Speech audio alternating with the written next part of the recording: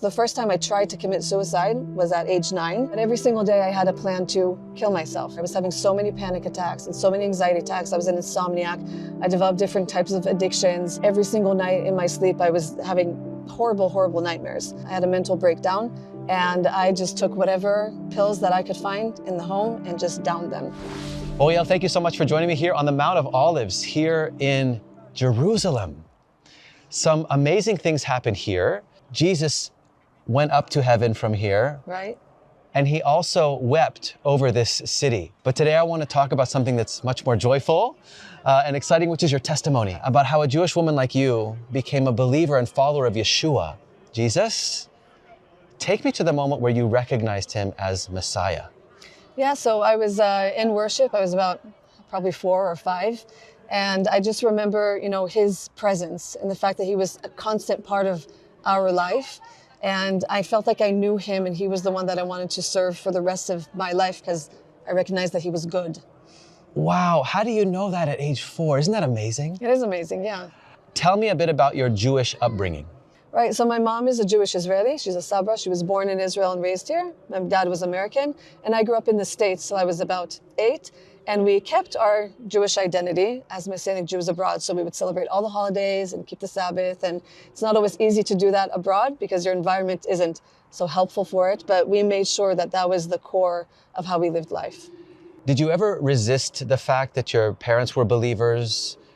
Did you ever want to kind of run away from it? What did you experience growing up in a Messianic Jewish family? I think I felt like the odd one out because, when you're abroad, it's like, what is a Messianic Jew? So you're a Jew that believes in Yeshua, in Jesus. What does that even mean? And so everywhere I went, you sort of feel like the odd one out because, when you're in Israel, you feel a part of your people, but there's also maybe a type of rejection that comes with that. Yeah. Because now we're even more the odd ones out. Right. But, you just try your best to hold on to who God says that you are, and that matters more. What were some of the challenges you faced growing up as a Jewish believer in Jesus? Well, at some point we moved back to Israel.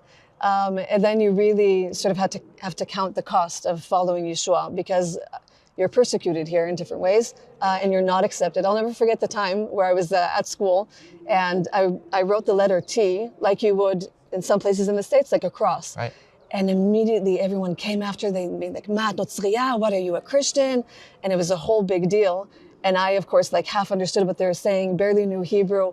But what I did understand for sure is that whatever that symbolizes is not good. Wow. We don't like it, and we don't like whoever associates with that. So you hide your identity because you just don't want to be unpopular. Wow. And so growing up as a young girl and then a teenager, how did that impact your self-image? A lot, because you feel like you're living in a secret. You feel like you can't truly express who you are. If God is the love of your life, the lover of your soul, you feel that there's a whole part of you that the whole nation rejects. And I was also, generally speaking, bullied.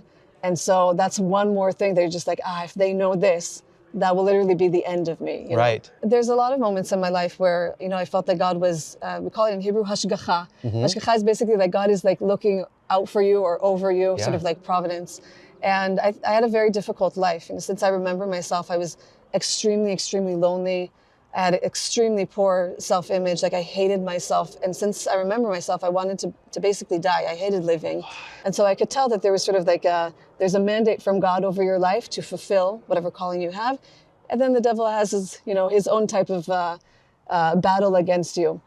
And I could feel that since I was a child. But when I came to Israel, it became even stronger.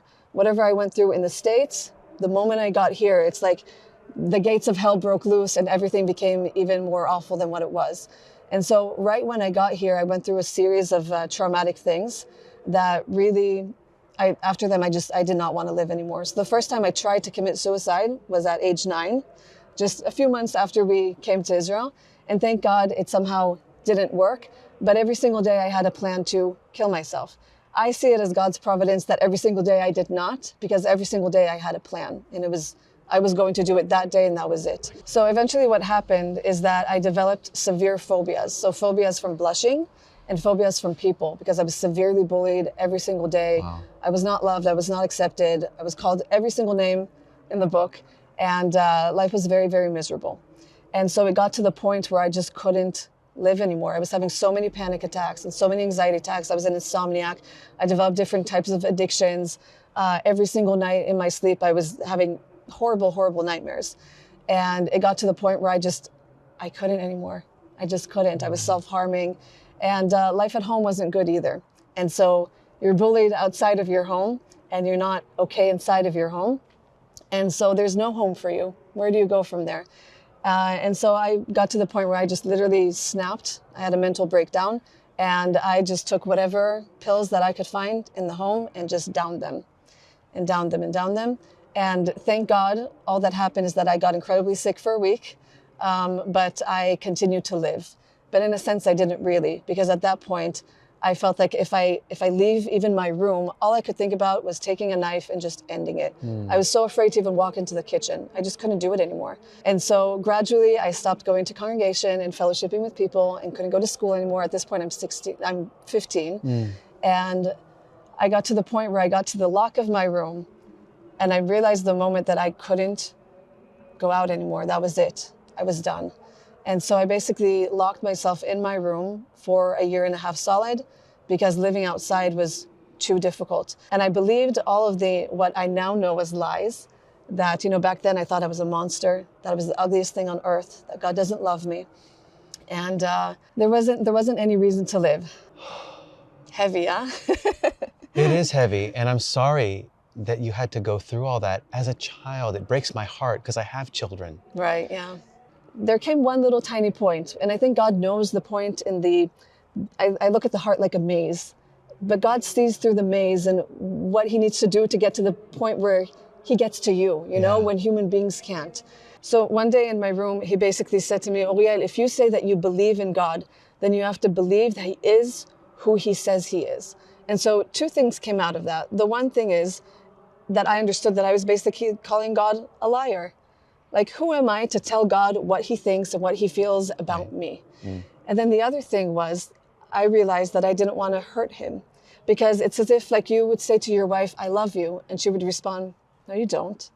That would hurt your heart so much. And so one, I realized that I had the audacity to tell God that he doesn't love me. And then the other one was that I was hurting him. So even though I didn't feel God and I was extremely suicidal and paranoid and it was just a whole world of hell. Every single day in there felt like an eternity of hell, of suffering that you can't get out of. Despite all of that, I decided that come hell or high water, I was going to figure out who this God is and how he loves me, even if I didn't feel it on the spot. I really love that, because a lot of people make God in their image, or they make an image of God that's not who he says he is. Right. So what was the turning point then? The turning point. The turning point was that I didn't actually have a choice in the fact that I was still a minor. I turned 16 when I was in my room.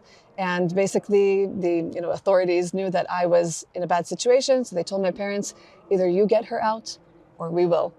So they wanted to basically force me to a psychiatric ward. Eventually my parents found one. And so I had to literally just leave my room, absolutely terrified of everything in the world, and figure out how to live again. I also lost the majority of my memory when I was in my room because it was a prolonged season of trauma. And so you literally come out to the world not understanding anything and figuring out who you are at the age of 16 again. Right, you don't have a chance to mature. Right. Wow. Did they take you out of your room? I had to choose to leave. I had to choose to get up, rush into the car, have all the panic attacks, be brought to a psychiatric ward, and just fight for my life every single day. And that's where God really is sovereign, because I don't know I can't believe that I'm here with you on this mountain, because that was not a possibility for me ever. No one believed that I would ever be a functioning adult. I am a functioning adult. Yeah, I'll say so. You can't tell in my eyes that that's what I went through, because the light of God shines through my eyes, because every single day I surrendered to him and I said, God, I need to understand what you feel, or else I'm not going to make it. How long were you there? I was there for 2.5 months. And actually, when I was there, I had sort of like an open vision. And it was one of the more profound moments of my life that it took me a while to understand it. But I basically saw the marriage like Supper of the Lamb. I was in this place that was perfect. So I'm sort of in my room in the psychiatric ward and I'm cleaning my room, but I'm somewhere else. And I'm sort of like under a chuppah, and it's sort of like general. It's me and there's the person who's like Yeshua standing in front of me. And I could see all of the redeemed. I can see thousands and thousands and thousands. There's no end to the thousands of people. And we're all dancing almost like hora dance, like traditional Jewish dance, in perfect synchronization. We're all worshiping God together in this place of perfection. Now you have to understand, I'm a person who feels extremely rejected and extremely unloved. And you're telling me that I'm part of this collective body of Yeshua that is forever, forever loved. And I didn't understand it at the time, but as life progressed, it was something that I held on to very, very dearly. So at some point, the Spirit of God transformed your life and changed you from who you were into who you are now. Yeah, I had to go on a journey, a very deliberate, strategic journey of searching out the heart of God. Because before that, the whole issue was, I don't believe that you're actually good. You tell me that you're good, and you tell me that you love me, but my life doesn't reflect your goodness. Yeah. And so it was a process of actually understanding Yeshua's suffering that helped me understand that I'm still loved in my suffering. So when you think of Yeshua, and when we think about the city that we're looking at, Yeshua came to a city, to a people that he knew were going to reject him. Yeah. And he's also coming back to a people that have rejected him. And it's the greatest story of unrequited love that there is in history. When Yeshua looks over from the Mount of Olives and he looks at the people, he cries over it. He has real emotions of pain. And every single person throughout history was on his mind when he goes to the cross. And he did it willingly. And so understanding the pain of Yeshua, that unrequited love, he says, I understand you. I understand that it's hard for you to understand my love. I understand you when you feel rejected by people. And so understanding his suffering helped me understand my own in the reflection of what he went through too. That's incredible. There are people watching that are suffering and struggling, and they're doubting their faith because of that. Why is this happening to me? I thought that when I put my faith in Jesus, everything was going to be better. I used to do the same. I used to look at God and I would say, God, why? Why did I go through this? Why did this person do that? But he's not without compassion when he looks at the sin of man. He came to the world so that the sin of man wouldn't affect man anymore. It mattered to him so much to rectify those things that we feel are injustices, that he became the quote unquote injustice himself. He became our punishment. And so for me, I had to stop blaming him for other people's sin. And I also had to take responsibility for my choices, my beliefs, what I chose to do and what I didn't choose to do. Right. So as a Jewish believer in Yeshua, who's matured in her faith and grown, how would you say you feel now compared to how you used to feel? Wow, I'm not the same person. I think people that know me from before, they literally look and they just don't understand like how it happened, because it has to be God. And you can see it in everything. You know, you have to read the Bible to know. You have to also challenge. You have to say, God, truthfully, I don't believe this. You know, as a Jewish woman living here, all I see is rejection. I've seen it since my childhood. I still see it now. But God is the only one that is unchangeable.